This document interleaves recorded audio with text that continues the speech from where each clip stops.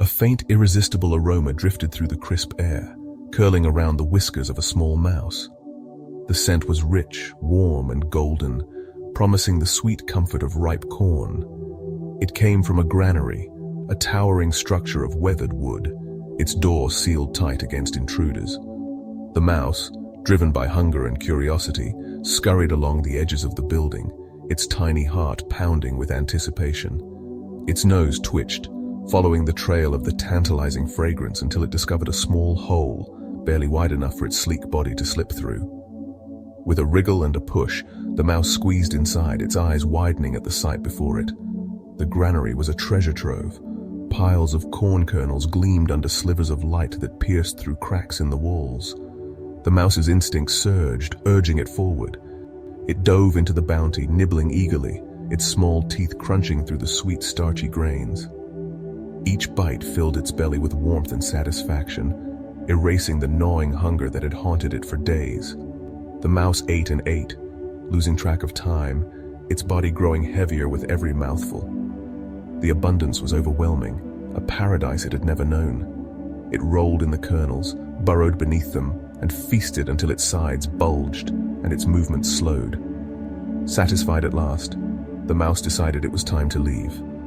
It waddled back to the tiny hole through which it had entered, its belly round and taut. But as it pressed its head into the opening, it stopped short.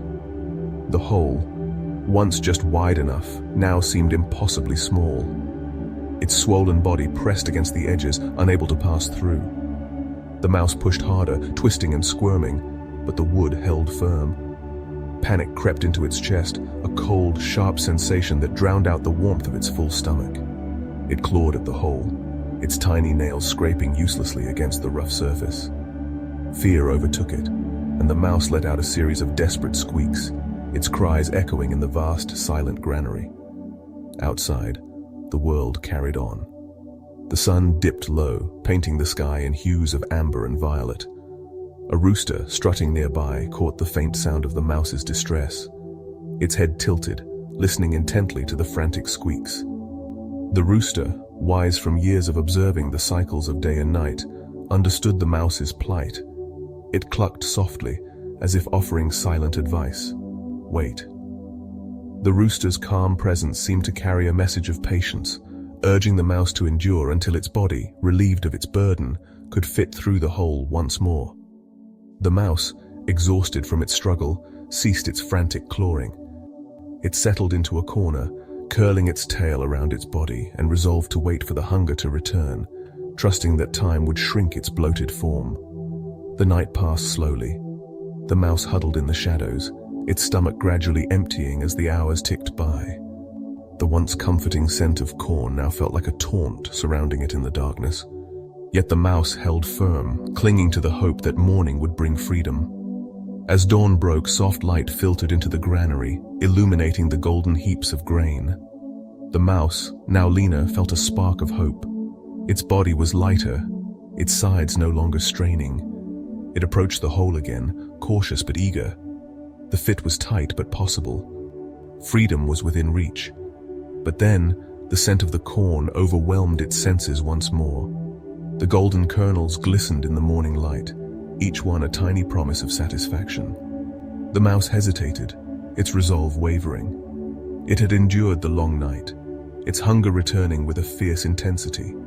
The temptation was too great. Instead of slipping through the hole to safety, the mouse turned back to the piles of corn. It began to eat again, nibbling at first, then devouring with the same reckless abandon as before. The familiar warmth filled its belly, and with it, the same heaviness returned. Once more its body swelled, and when it waddled back to the hole, it found itself trapped again, just as before. This time the mouse's squeaks were louder, more desperate. It thrashed against the hole, its panic now tinged with regret.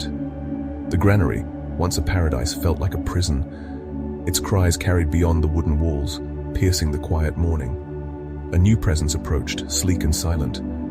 A cat, its eyes sharp and gleaming, had been drawn by the sound of the mouse's distress. It padded closer, its movements fluid and deliberate. The mouse, unaware, continued its futile struggle, its body wedged tightly in the hole. The cat's shadow fell over the granary's entrance, and in a swift, merciless motion it seized the mouse. The granary fell silent once more. The sun rose higher, casting its light over the world outside. The rooster crowed, greeting the new day as it always did. The granary stood unchanged, its stores of corn untouched by the brief drama that had unfolded within. The mouse's fate was a quiet lesson, etched into the rhythm of the world. Life had offered it a chance to escape, a moment to choose freedom over indulgence. But the mouse, swayed by the allure of immediate comfort, had ignored the opportunity. Its hunger, its greed, had bound it to the very thing that promised satisfaction, but delivered destruction. The lesson lingered in the air, as subtle as the scent of corn and as enduring as the rising sun. Each day brought new chances, moments to break free from the traps of habit and desire. Yet those who clung to old patterns, who let temptation override wisdom, risked losing everything. The world turned on, indifferent but generous, offering fresh beginnings to those who learn to let go, to wait, to choose wisely. For the mouse, the granary had been both a treasure and a trap, a reminder that the choices made in the face of abundance could shape one's fate. The rooster strutted away, the cat vanished into the shadows, and the granary stood silent, waiting for the next creature to test its lessons.